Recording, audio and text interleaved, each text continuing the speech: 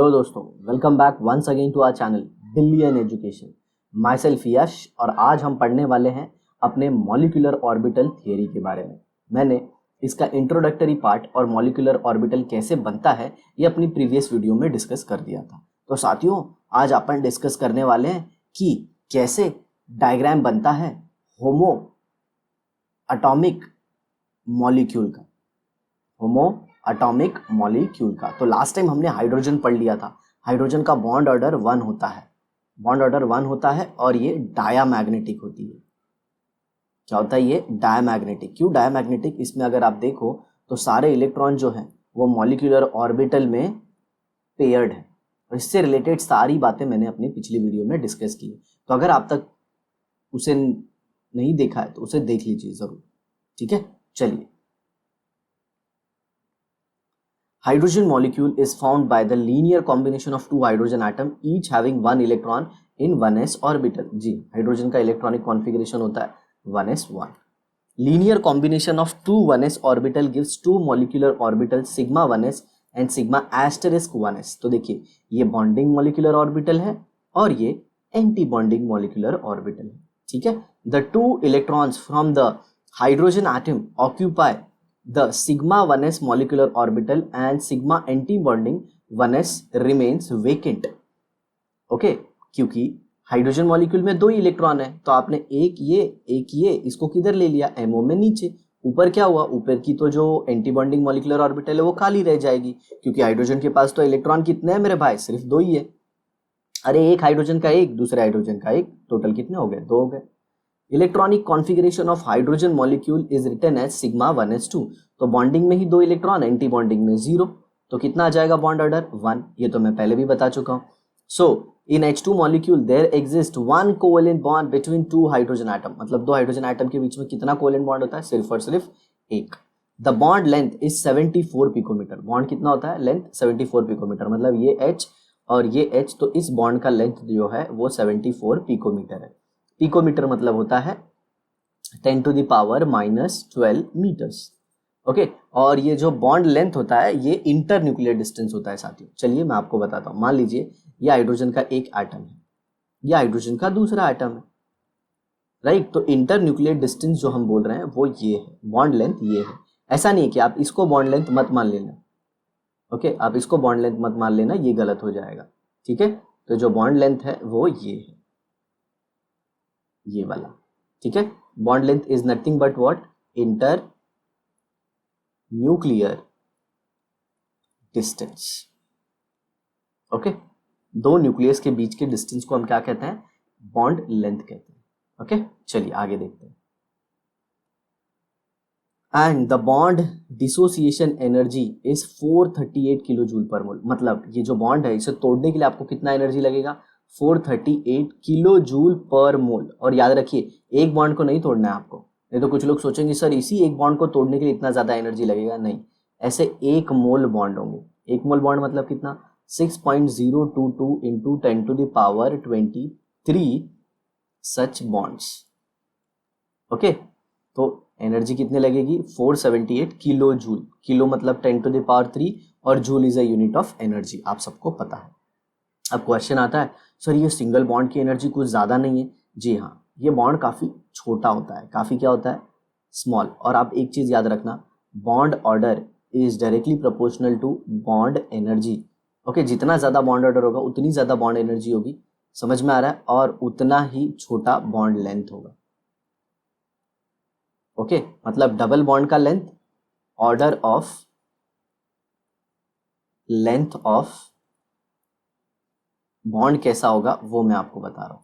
Order of length of bond, सबसे पहले single bond, फिर छोटा डबल, फिर और छोटा ट्रिपल। ऐसे ट्रिपल बॉन्ड बहुत ज्यादा छोटा होता है। क्यों बहुत ज्यादा छोटा है? क्योंकि 2 न्यूक्लियस काफी पास आ चुके हैं। 2 न्यूक्लियस काफी पास आ चुके हैं।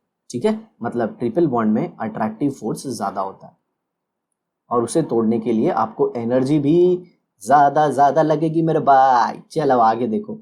As there are no unpaired electron present in hydrogen molecule, hydrogen is diamagnetic। अब देखिए, अब ऐसे जो डायटॉमिक मॉलिक्यूल है आपको 20 तक पढ़ना है। कहाँ तक पढ़ना है? 20 तक। तो अब बिल्कुल चिंता मत कीजिए, ये जो डायग्राम है आप आपको मैं ये भी बनाना सिखा दूंगा, एट द सेम टाइम मैं आपको कुछ ट्रिक्स दे दूंगा। क्या दे दूंगा? ट्रिक्स, जिसके चलते आप पहले ही सब कुछ प्रेडिक्ट कर लोगे, पहले ही सब कुछ प्रेडिक्ट कर लोगे। तो बिल्कुल चिंता ना करें। अब देखिए लिथियम है, तो लिथियम कितने से बना है? Li2, 2 लिथियम से बना है। ये एक लिथियम हो गया, ये एक लिथियम हो गया। लिथियम में कितने इलेक्ट्रॉन होते हैं? ओके, 3 3। टोटल कितने इलेक्ट्रॉन हो गए? 6। अब ये 6 इलेक्ट्रॉन को अपन क्या करेंगे? इलेक्ट्रॉनिक कॉन्फ़िगरेशन पहले कौन सा करेंगे? एटॉमिक लेवल पे। तो ये देखिए, तो ये लिथियम है, इसका इलेक्ट्रॉनिक कॉन्फ़िगरेशन है 1s2 2s1, मतलब ये 1s का 2 इलेक्ट्रॉन है और ये 2s का 1 इलेक्ट्रॉन है। मतलब ऐसे टोटल कितने इलेक्ट्रॉन हो जाएंगे? 1s के 4 इलेक्ट्रॉन हो जाएंगे। सर 1s में 4 कैसे? अरे भाई दूसरा लिथियम भी तो होगा, दूसरा लिथियम का भी तो ऐसे ही होगा, 1s2 2s1। ओके, और 2s का कितना हो जाएगा? 2 हो जाएगा। आया समझ में? ऐसे है, ठीक है, दोनों एटम के मिला के। तो टोटल कितने हो गए? 6 इलेक्ट्रॉन। अब 6 इलेक्ट्रॉन का हमको इलेक्ट्रॉनिक कॉन्फ़िगरेशन करना है।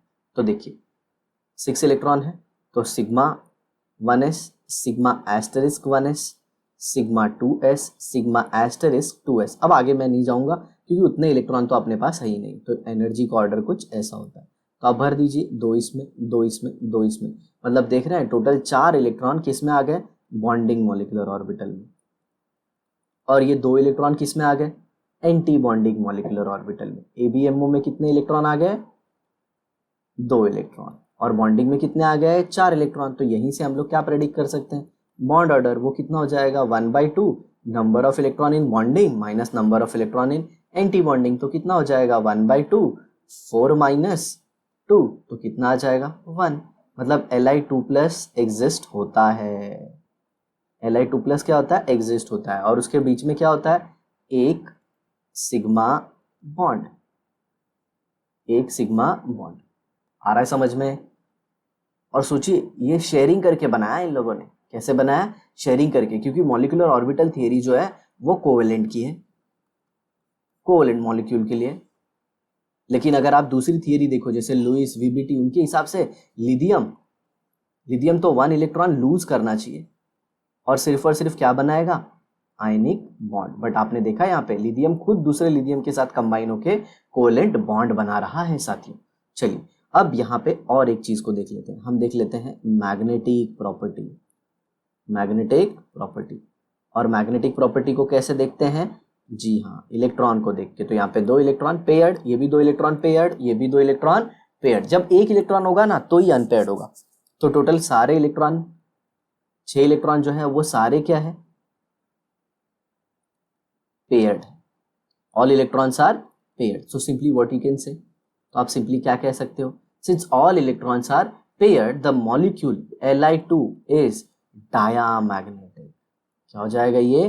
डायामैग्नेटिक। ओके, आ समझ में? तो ये हो गया डायामैग्नेटिक। अब जरा देखिए डायग्राम एकदम सिंपल है। मैं पहले आपको ये डायग्राम बता देता हूँ, ठीक है, फिर उसके आगे का डिस्कशन करते हैं।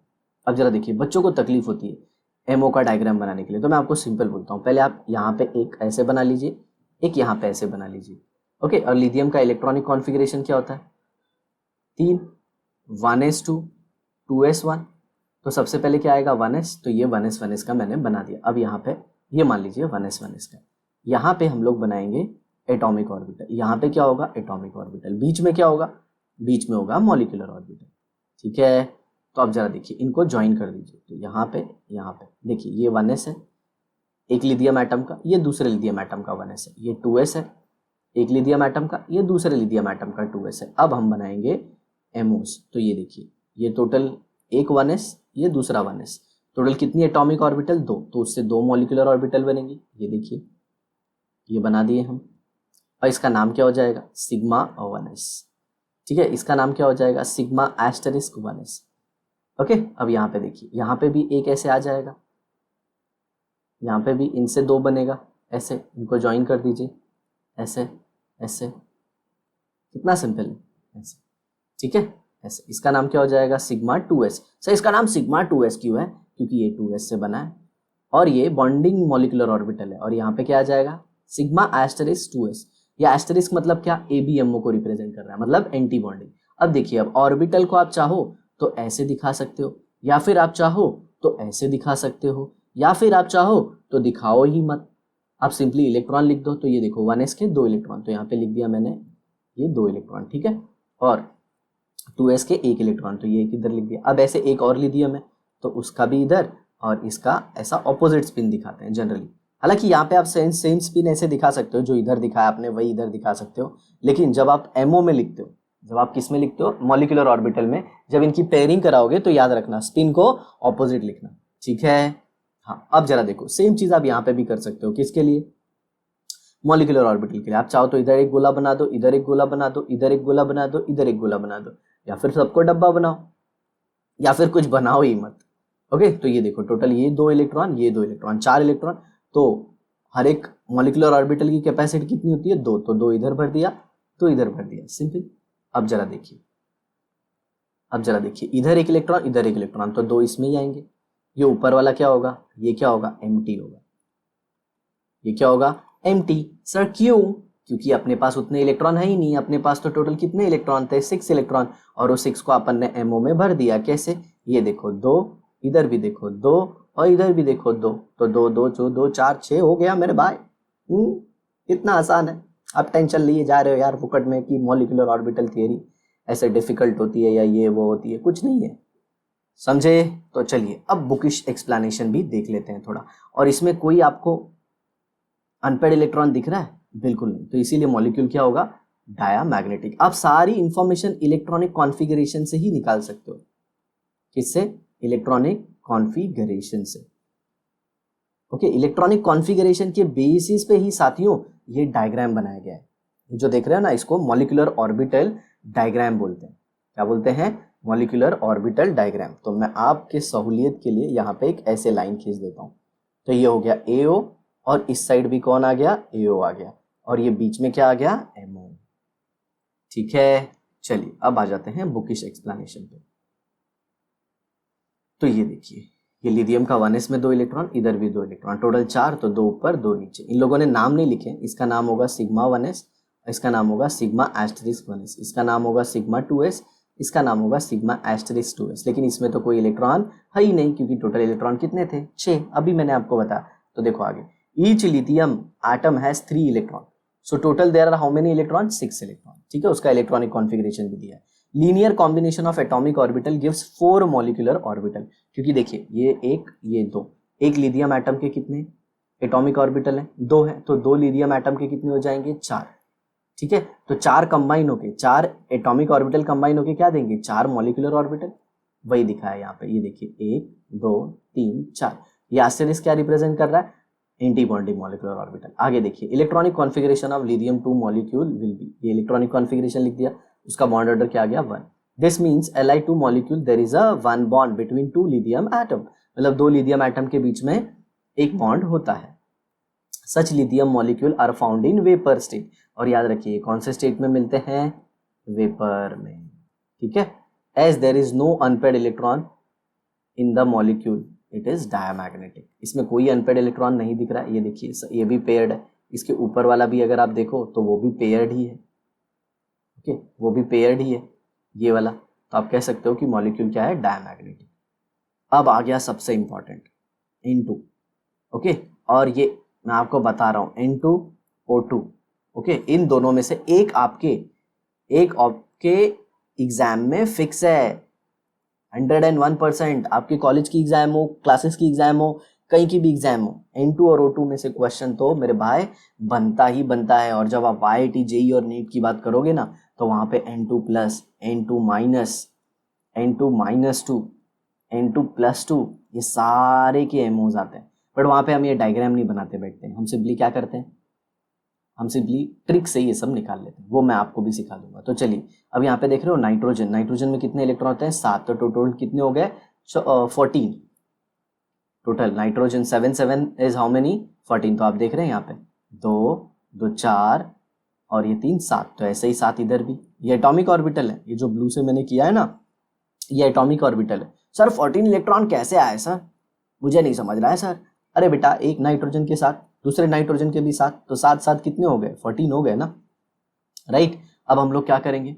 अब हम लोग इलेक्ट्रॉनिक कॉन्फ़िगरेशन करेंगे। तो एक नाइट्रोजन का कितना है 1s2 2s2 2p3, मतलब 1s में 2, 2s में 2 और 2p में 3। तो ये देखिए 1s में 2 लिख दिया, फिर 2s में 2 लिख दिया और फिर ये 2p में भी 3 लिख दिया। देखिए ना यहाँ पे 3 है। अब जरा देखो नेक्स्ट इंपॉर्टेंट, अब यही सेम चीज़ अपन किसके लिए लिखेंगे, दूसरे आइटम के लिए। तो ये देखिए इसका भी 1s में 2, इसका भी 2, इसका भी 3, टोटल कितने हो गए 7 7 14 इलेक्ट्रॉन हो गए। अब जरा देखिए ये 1s से एक इधर बना और एक इधर बना, ठीक है। ये 2s टोटल कितनी एटॉमिक ऑर्बिटल हो गई, 2 हो गई, तो उससे 2 MO बनेंगी। ये देखिए अब यहाँ पे देखिए 3 और ये 3 6 एटॉमिक ऑर्बिटल कंबाइन हो रही है, तो कितनी बनेंगी 6 मॉलिक्यूलर ऑर्बिटल। तो ये बन गई और ये बन गई। अब इनका ऑर्डर कैसा है ये मैंने आपको लिख के दे दिया है पहले ही, less than equal to 14 electron system को ये लोग फॉलो करते हैं, इलेक्ट्रॉनिक कॉन्फ़िगरेशन को। अब जरा देखिए अभी हमको MO को भरना है, तो देखिए 2 और ये 2 4 इलेक्ट्रॉन, 4 इलेक्ट्रॉन को भरना है, तो 2 को इसमें भर दिया, 2 को इसमें भर दिया। इधर देखिए इधर भी 2 इलेक्ट्रॉन, इधर भी 2 इलेक्ट्रॉन, तो 2 इसमें भर दिया और 2 इसमें भर दिया।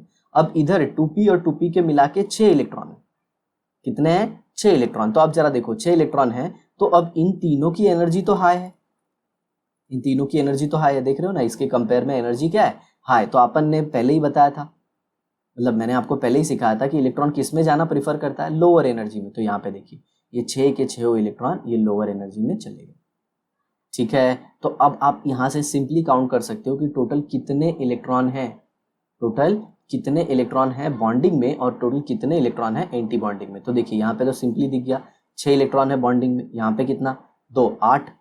चलिए मैं एक अलग कलर यूज कर लेता हूँ आपको बॉन्डिंग के इलेक्ट्रॉन दिखाने के लिए, ठीक है। चलिए कुछ ऐसा, तो ये हो गए बॉन्डिंग के 6 इलेक्ट्रॉन, ये हो गए बॉन्डिंग के 2 इलेक्ट्रॉन, ये हो गए बॉन्डिंग के 2 इलेक्ट्रॉन। तो ये 6 ये 2 और ये 2, टोटल 6 2 12, 12 और 2 14 इलेक्ट्रॉन। आ रहा है समझ में, टोटल कितने इलेक्ट्रॉन हो गए 14। अरे सर आपने तो सारे इलेक्ट्रॉन ले लिए, ये तो गड़बड़ है, क्योंकि 7 7 14 होता है, एकदम सही। तो ये देखिए ये 6 हो गया, ये 2 हो गया और ये 2, 6 2 8 और 2 10 हो गए। ये देखिए ना 6 हो गया, ये 2 8 और ये 2 10। तो बचे हुए कितने होंगे एंटी बॉन्डिंग में 4। तो एंटी बॉन्डिंग को मैं एक दूसरे कलर से दिखा देता हूँ। ओके यहाँ पे देखो एंटी बॉन्डिंग ये है, ये ग्रीन वाला एंटी बॉन्डिंग रिप्रेजेंट कर रहा है। तो एंटी बॉन्डिंग में कितने इलेक्ट्रॉन 4, यहाँ पे तो एंटी बॉन्डिंग खाली है, तो सिंपल आप बॉन्ड ऑर्डर निकाल सकते हो 12 - 4। ओके सॉरी ये कितने थे 6 और 2 8, 8 और 2 10, 10 - 4 और इसका आधा करना है। ये 10 इलेक्ट्रॉन किस में बॉन्डिंग में, ये जो 10 इलेक्ट्रॉन की मैं बात कर रहा हूँ ये किस में है बॉन्डिंग में, और ये 4 इलेक्ट्रॉन किस में एंटी बॉन्डिंग में। तो कितना आ जाएगा 6, 6 का आधा 3, तो बॉन्ड ऑर्डर N2 का क्या हो जाएगा 3 हो जाएगा, क्या हो जाएगा 3 हो जाएगा। और एक इंपॉर्टेंट चीज आपको ये पूरे मॉलिक्यूलर ऑर्बिटल डायग्राम में कहीं पे भी अनपेड इलेक्ट्रॉन दिख रहा है, कहीं पे भी अनपेड इलेक्ट्रॉन आप देख रहे हो इसमें, इस पूरे में। चलिए एक बार फिर से दिखाता हूं मैं आपको, ये देखो यहाँ पे सारे पेयर, यहाँ पे भी पेयर, यहाँ पे भी पेयर, यहाँ पे भी पेयर, यहाँ पे भी पेयर, तो ऑल इलेक्ट्रॉन्स आर पेयर, और ऑल इलेक्ट्रॉन्स आर पेयर तो मॉलिक्यूल क्या हो जाएगा डाया मैग्नेटिक। आई होप आपको समझ में आ गया होगा, ठीक है। चलिए अब इसी का एक्सप्लेनेशन पूरा यहाँ पे लिख के दिया है, आप इजीली समझ सकते हो।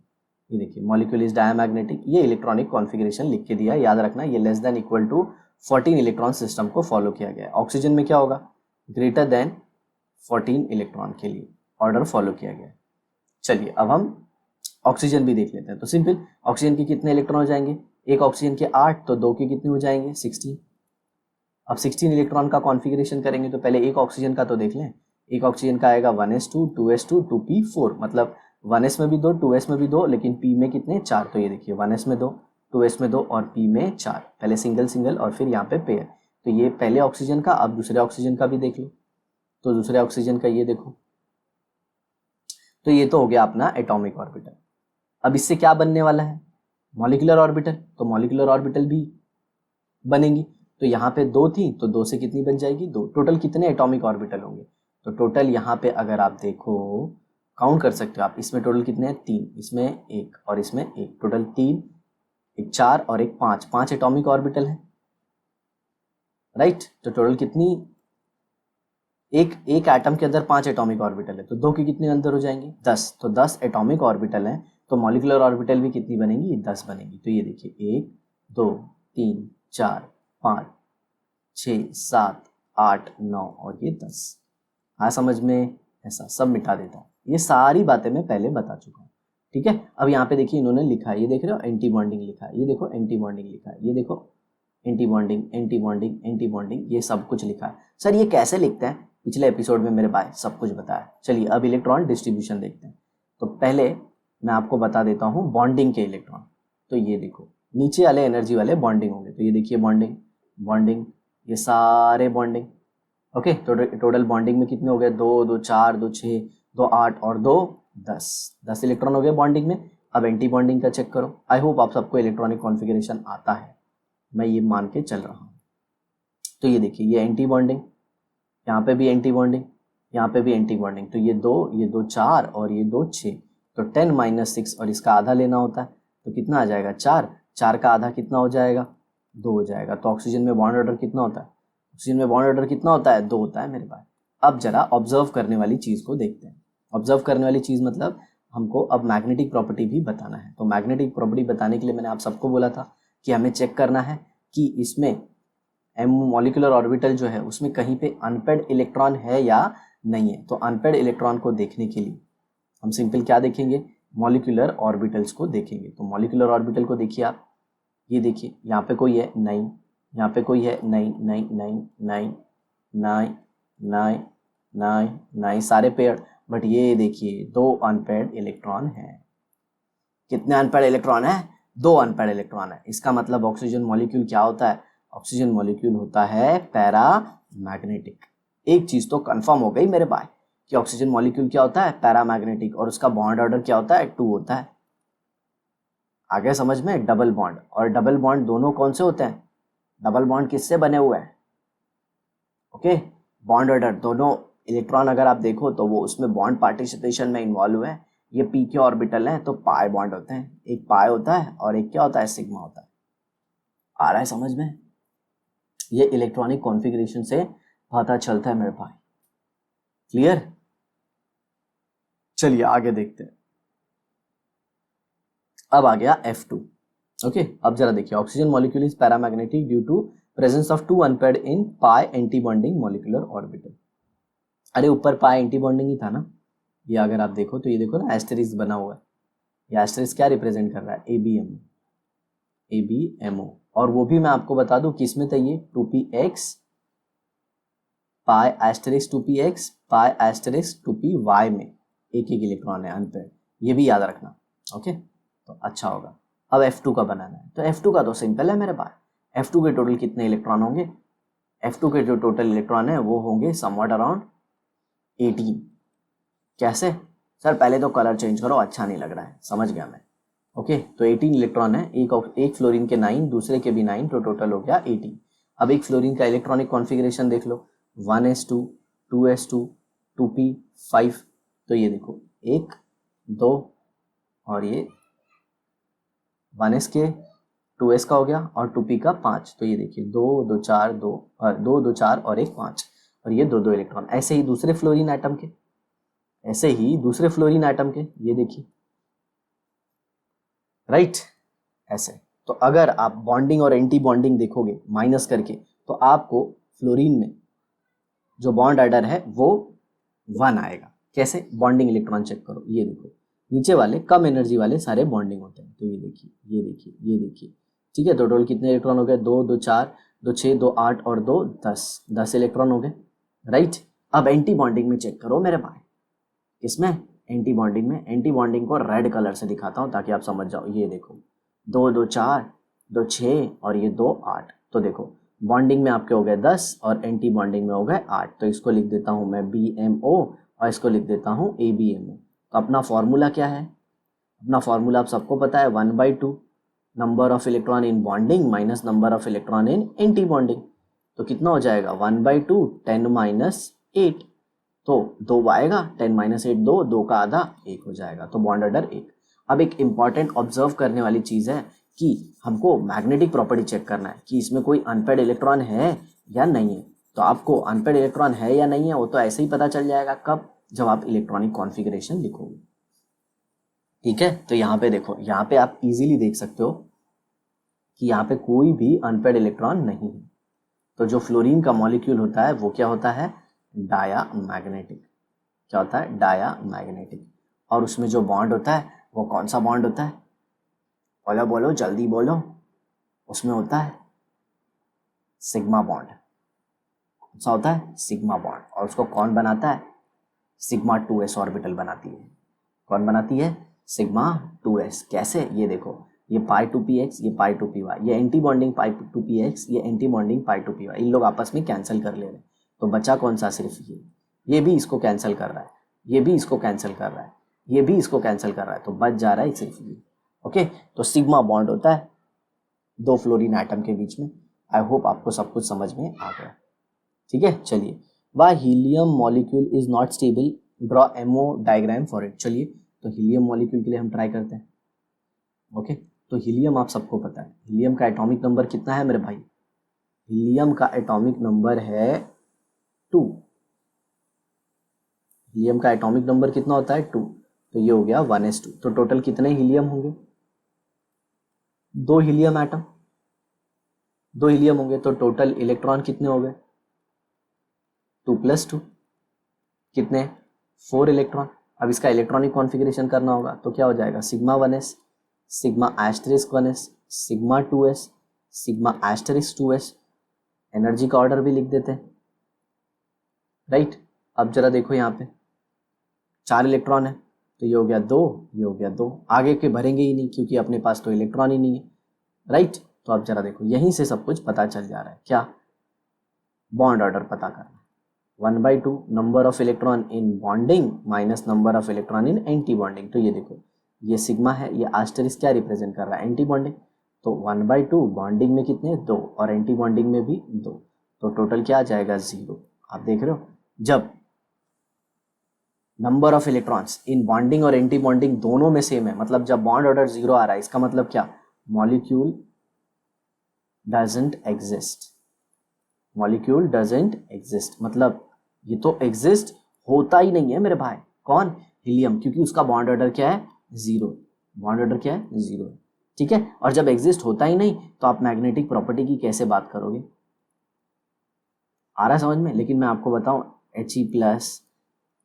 He-, ये सारे एग्जिस्ट होते हैं, बट ये सारे high energy state, that is plasma state में ऐसे एग्जिस्ट होते हैं, या फिर आप बोल सकते हो ना हाईली अनस्टेबल स्पीशीज, थोड़े टाइम के लिए ऐसे बन जाते हैं। बट He2 तो कभी बनता ही नहीं है।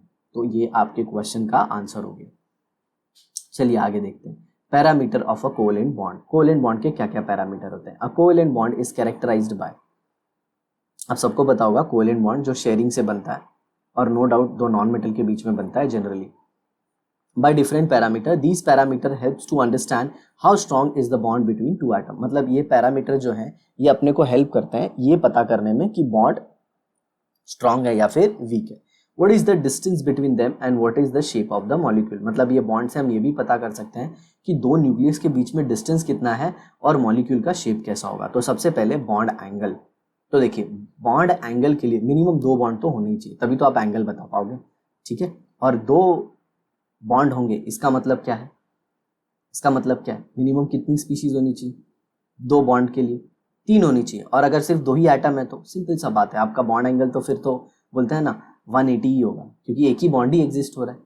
आ रहा समझ में। तो बॉन्ड एंगल बताने के लिए मिनिमम आपको 2 बॉन्ड तो चाहिए, बिना 2 बॉन्ड के आप बॉन्ड एंगल नहीं बता सकते। जैसे किसी ने बोल दिया चलो ए बी का बॉन्ड एंगल बताओ, अरे अब ए बी में क्या बॉन्ड एंगल बताएं, ये तो लीनियर है तो इसका 180 लिख देते हैं ऐसे। बट एंगल के लिए तो आप सबको पता है ना 2 बॉन्ड होने ही चाहिए।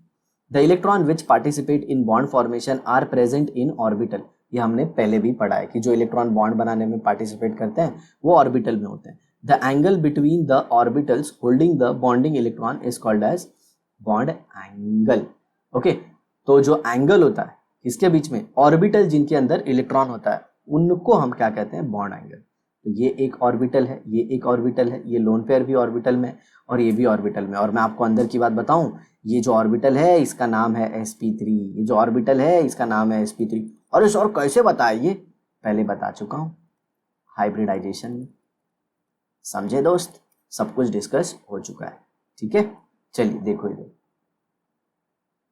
तो ये दो हाइब्रिड ऑर्बिटल के बीच का एंगल कितना है वाटर मॉलिक्यूल में? Somewhat around 104 105। यहाँ पे लिखा है क्या? नहीं लिखा है। अब कुछ लोग बोलेंगे सर sp3 में तो जो एंगल होता है ना, sp3 में जो एंगल होता है वो तो 109 डिग्री 5 मिनट्स होता है या फिर 28 मिनट्स ये, बट यहाँ पे एंगल आप बोल रहे हो 105 या फिर 104 डिग्री 5 मिनट्स होगा, ऐसा क्यों? तो बेटा मैंने VSEPR डिस्कस की थी। क्या डिस्कस की थी? VSEPR। उसमें मैंने आपको बताया था कि जो लोन पेयर होते हैं वो बॉन्ड पेयर को रिपेल करते हैं। क्या करते हैं? रिपेल करते हैं, और जिसकी वजह से बॉन्ड एंगल क्या हो जाता है? कम हो जाता है। बॉन्ड एंगल क्या हो जाता है? कम हो जाता है। ठीक है, चलिए आगे देखते हैं।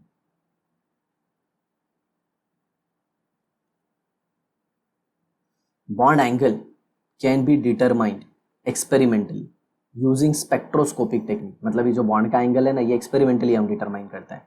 Value of bond angle gives an idea about the arrangement of orbital around the central atom and shape of the molecule. देखिए ऑर्बिटल कैसे अरेंज है उससे ही अपने, अगर मान लीजिए ऑर्बिटल ऐसे है तो अपने को पता चल रहा है ये ट्रायंगुलर प्लेनर है, तो ऑर्बिटल के अरेंजमेंट से अपने को शेप पता चलता है। ठीक है, और ऑर्बिटल कैसे अरेंज है ये कैसे डिसाइड होता है कि बॉन्ड कैसे बना है। ओके, क्योंकि ऑर्बिटल ओवरलैप करके ही तो बॉन्ड बनाती है। अब H2O में देखिए बॉन्ड एंगल 104 डिग्री 28 मिनट्स है। अमोनिया में कितना है? 107। और BF3 में कितना? 120। ठीक है, ऐसा। अब बॉन्ड एंथैल्पी। अब देखिए बॉन्ड एंथैल्पी, पहले आप है ना एंथैल्पी शब्द का मतलब समझ लीजिए। एंथैल्पी शब्द का मतलब समझिए। ये देखिए, मान लीजिए ये कोई एक बॉन्ड है। ओके, ये मान लीजिए कोई एक बॉन्ड है ऐसे।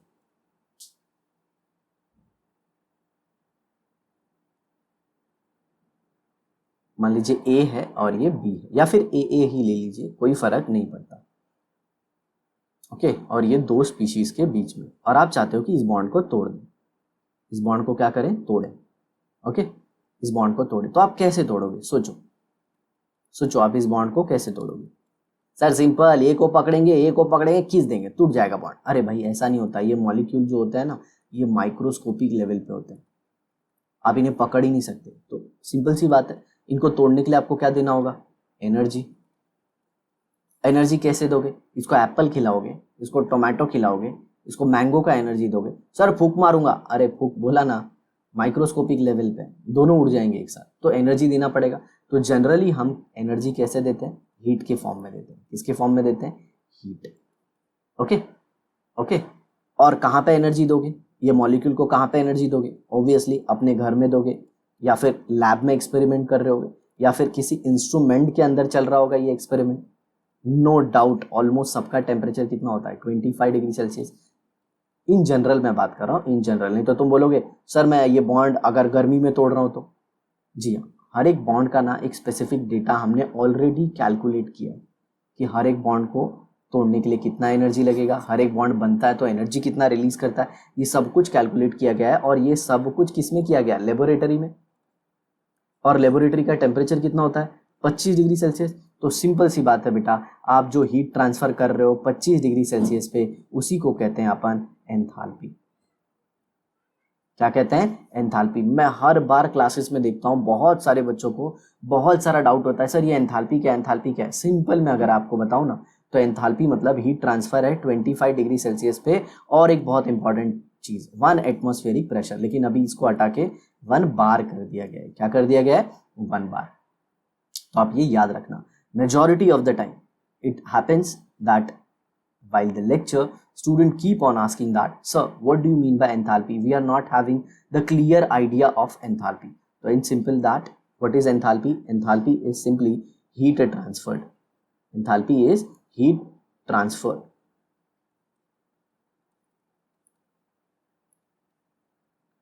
Why I am using the term called as transferred? क्योंकि देखिए बॉन्ड बनता है तो भी हीट रिलीज होती है, and if bond is broken then also the heat is released.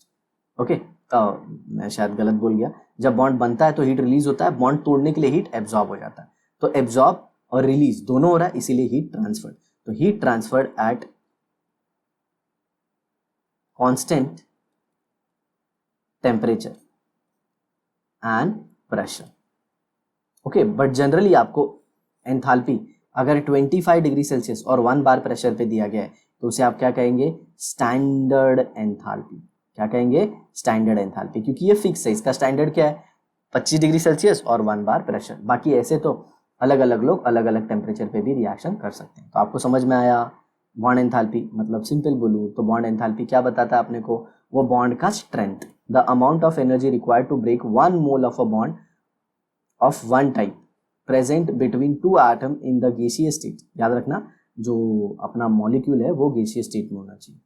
अब गैसीय स्टेट में क्यों, सिंपल सी बात है, अगर सॉलिड स्टेट में रखे हो और आप चाहो कि इनका बॉन्ड टूटे तो वो तो पॉसिबल नहीं है। पहले क्या होगा, ये दो मॉलिक्यूल के बीच में जो इंटरमॉलिक्यूलर फोर्स है, इंटरमॉलिक्यूलर फोर्स है उसको तोड़ना होगा। मान लीजिए ऐसे ये बहुत सारे मॉलिक्यूल का क्लस्टर है और ये दूसरे मॉलिक्यूल का क्लस्टर है, तो इनके बीच में क्या होगा, इंटरमॉलिक्यूलर फोर्स होगा ना। तो पहले इस इंटरमॉलिक्यूलर फोर्स को तोड़ना होगा और फिर तब इनके बीच का बॉन्ड तोड़ पाओगे, इनके बीच का बॉन्ड तोड़ पाओगे। समझ में आया। इसीलिए जनरली हम पहले क्या करते हैं, हम सारे इंटरमॉलिक्यूलर फोर्स को खत्म कर लेते हैं। सर ये इंटरमॉलिक्यूलर फोर्स क्या होता है, अरे इंटरमॉलिक्यूलर फोर्स आपने पढ़ा है ना, dipole dipole, dipole induce dipole. और नहीं पढ़ा है तो बिल्कुल टेंशन मत लीजिए, आप आगे चल के पढ़ेंगे। स्टेट्स ऑफ मैटर करके चैप्टर है, हमने पूरा पढ़ा दिया, उसमें आप जाके देख सकते हैं। इंटरमॉलिक्यूलर फोर्स को हमने डिस्कस कर दिया। मान लीजिए ये मॉलिक्यूल है ए बी, ओके, ये भी है ए बी। अब ये ए बी इनके बीच में भी तो कुछ फोर्स है, अट्रैक्टिव फोर्स है, इसको बोलते हैं इंटर। इंटर मतलब इन बिटवीन, और किसके, मॉलिक्यूल के, तो इसको बोलते हैं इंटर मॉलिक्यूलर फोर्स। अब जरा देखिए, अगर आपको ए बी और ये दूसरे ए बी मॉलिक्यूल के बॉन्ड को तोड़ना है, मतलब ए और बी के बीच के बॉन्ड को तोड़ना है, जिसे हम कहते हैं इंट्रामॉलिक्यूलर, क्या कहते हैं, इंट्रामॉलिक्यूलर बॉन्ड। और ये बॉन्ड कौन से होते हैं, ये बॉन्ड होते हैं आयनिक, कोवेलेंट या फिर कोऑर्डिनेट कोवेलेंट। ओके, ये तीन ही होते हैं, आयनिक है, कोवेलेंट है और एक मेटालिक है। सर आपने अभी एक और नाम लिया था कोऑर्डिनेट कोवेलेंट, जी हाँ वो इसी कैटेगरी में आता है। तो ये इंट्रामॉलिक्यूलर फोर्स है। तो इनको तोड़ने के लिए पहले आपको इंटर को हटाना होगा। इसीलिए जनरली हम सॉलिड से पहले किस में कन्वर्ट कर लेते हैं, गैस में, और गैस में कन्वर्ट होने के बाद हम इंट्रामॉलिक्यूलर बॉन्ड्स को तोड़ते हैं। समझ में आया, देखिए आगे। For diatomic molecules the dissociation energy is same as bond enthalpy. Okay, bond enthalpy for H2 molecule is 435.8 kilo joule per mole. बताया था ना मैंने, हाइड्रोजन के बीच का ये H और H के बीच का ये बॉन्ड तोड़ने के लिए, और कितने, 1 मोल तोड़ने के लिए आपको कितना एनर्जी लगेगा, 435.8 kilo joule per mole. The bond enthalpy is measure of strength of the bond between two atom and can be measured experimentally. मतलब जो बॉन्ड एंथैल्पी ये क्या बताता है कि बॉन्ड कितना स्ट्रांग है। अगर बॉन्ड एंथैल्पी ज़्यादा है इसका मतलब बॉन्ड काफ़ी ज़्यादा स्ट्रांग है। ओके, जैसे एन का बॉन्ड है ना, वो ओ के बॉन्ड से ज़्यादा स्ट्रांग है, क्योंकि हमको पता है एन में कितना होता है, ट्रिपल बॉन्ड होता है, और ओ में क्या होता है, डबल बॉन्ड होता है। आया समझ में। और यहाँ तक मैं बोलूँ ना, अगर सिंगल बॉन्ड भी आप लोगे तो भी जनरली एन का स्ट्रेंथ ज़्यादा दिखता है, ऐसा, ठीक है। Larger is the bond dissociation energy, stronger is the bond, ये तो मैं बता चुका हूँ। For heteronuclear diatomic molecule HCl the bond enthalpy was found to be 431.0 kilo joule per mole.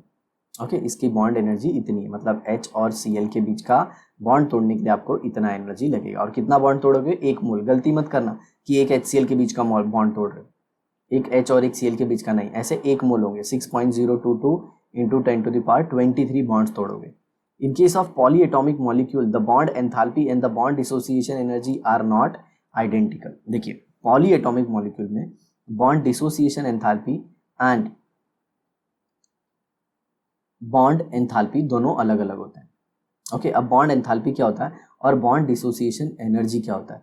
Okay, तो देखिए डिसोसिएशन एनर्जी मतलब होता है आपने एक सिंगल बॉन्ड को तोड़ने के लिए कितना एनर्जी लिया। तो ये देखिए H2O है, इसका मान लीजिए पहला बॉन्ड टूटा, तो ये देखिए पहला बॉन्ड टूटा तो आपको एनर्जी कितनी लगी 502। और फिर दूसरा बॉन्ड तोड़े, ये OH के बीच का फिर दूसरा बॉन्ड तोड़े तो आपको एनर्जी क्या लगा 427। पहले हम ये डिस्कस कर लेते हैं कि ये दोनों टाइम जो बॉन्ड टूटा है, ये H, ये O और ये H, अगर आप देखो तो दोनों टाइम जो बॉन्ड टूटा है वो तो सेम टूटा है,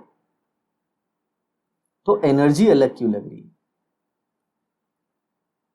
ओके, पहले बॉन्ड को तोड़ने के लिए एनर्जी ज्यादा लग रही है और दूसरे को कम, ऐसा क्यों, तो जरा समझने की कोशिश करते हैं। ये देखिए O है, ऑक्सीजन के ऊपर 2 लोन पेयर होती है और आप सबको ये पता है, ठीक है। अब जरा देखिए, अब जब आप ये बॉन्ड तोड़ दोगे तो अब क्या बचा, अब बच गया OH, यहाँ पे का H तो गया, ठीक है। अब इसकी जगह पे ये एक इलेक्ट्रॉन बच गया, ये इलेक्ट्रॉन और ये इलेक्ट्रॉन। अब जरा देखिए यहाँ पे सबसे इंपॉर्टेंट चीज़, ये बॉन्ड को होमोलिटिकली तोड़ा गया है।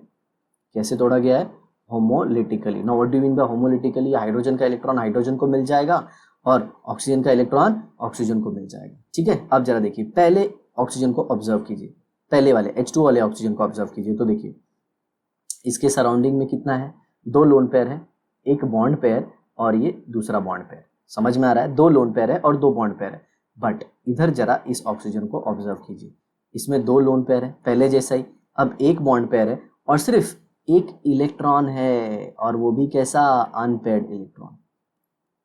तो अगर आप देखें तो यहाँ पे इलेक्ट्रॉनिक मीडियम और यहाँ पे जो इलेक्ट्रॉनिक मीडियम है, दोनों अलग अलग है। दोनों क्या है? अलग अलग। मतलब अब जब इस बॉन्ड को तोड़ोगे, पहले जब आपने ये बॉन्ड तोड़ा था तो ऑक्सीजन अलग था, अब जब इस बॉन्ड को तोड़ोगे तो ऑक्सीजन का माहौल अलग है। इसीलिए दोनों केस में एनर्जी अलग अलग लगती है। आप इस पे मत सोचिए कि क्यों ज़्यादा लगती है, क्यों कम लगती है।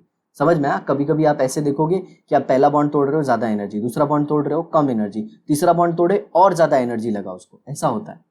समझ में आ रहा है आपको? तो उससे हमको ज़्यादा डिटेल में सोचना नहीं है, हमें सिंपली ये पता होना चाहिए कि हर बॉन्ड को तोड़ने के बाद मॉलिक्यूल या तो स्टेबल होता है या तो अनस्टेबल होता है। अगर स्टेबल होगा तो एनर्जी ज़्यादा लगेगी और अनस्टेबल होगा तो दूसरा बॉन्ड तोड़ने के लिए एनर्जी कम लगेगी।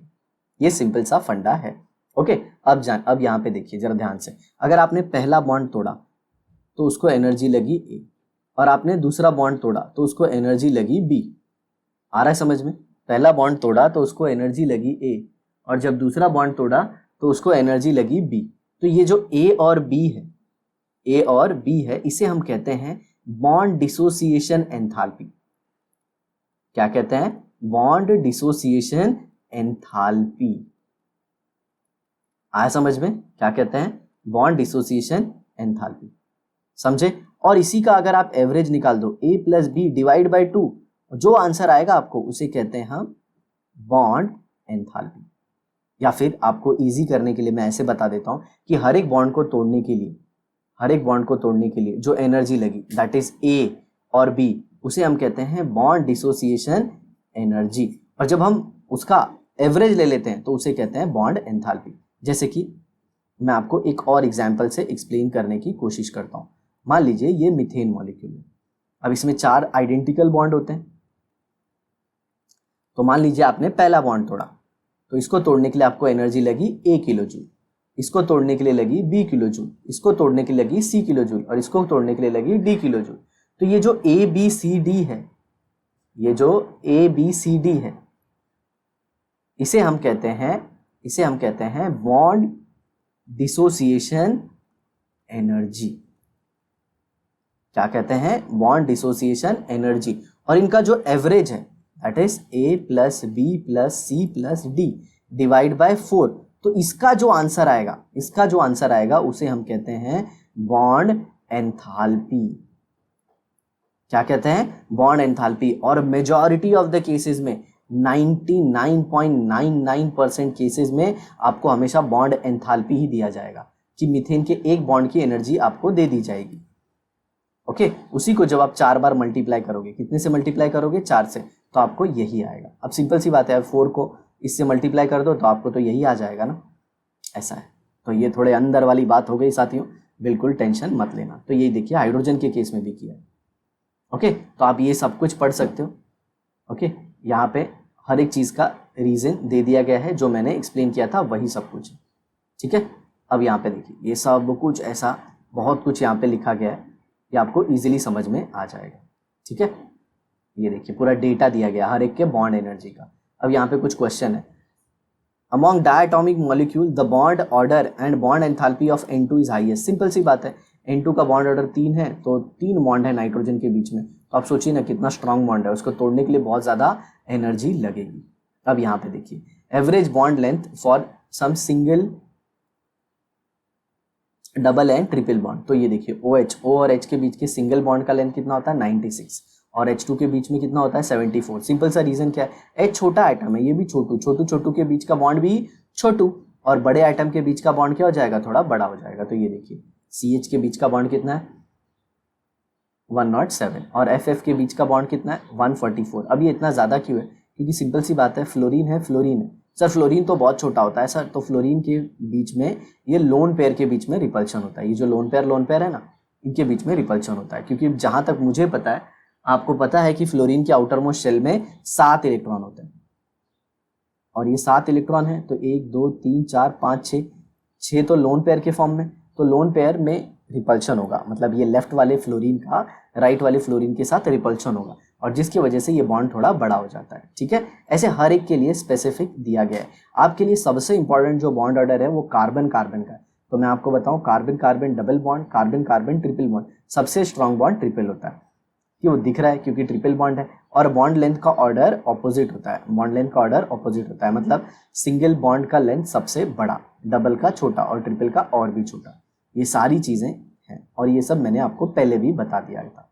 ठीक है, अब देखिए बॉन्ड ऑर्डर, अब जो नेक्स्ट कंसेप्ट आता है वो आता है बॉन्ड ऑर्डर और बॉन्ड लेंथ। तो देखिए सिंपल सी बात है, बॉन्ड ऑर्डर मतलब number of bonds, bond order मतलब नंबर ऑफ बॉन्ड्स। अगर एक बॉन्ड आया तो बॉन्ड ऑर्डर 1, अगर दो एटम के बीच में 2 बॉन्ड आया तो बॉन्ड ऑर्डर 2, जैसे ओ के बीच में 2 बॉन्ड है तो इसका बॉन्ड ऑर्डर 2 आएगा, और एफ के बीच में कितना बॉन्ड है, सिंगल, तो इसका बॉन्ड ऑर्डर आएगा 1। कार्बन और कार्बन के बीच में, अल्काइन में कितना बॉन्ड है, 3, 2 एटम के बीच में, ये वाला नहीं। अगर सी और एच का पूछेंगे, सी और एच का पूछेंगे तब तो बॉन्ड ऑर्डर 1 है, अगर सी और सी के बीच का पूछा तो बॉन्ड ऑर्डर 3 है।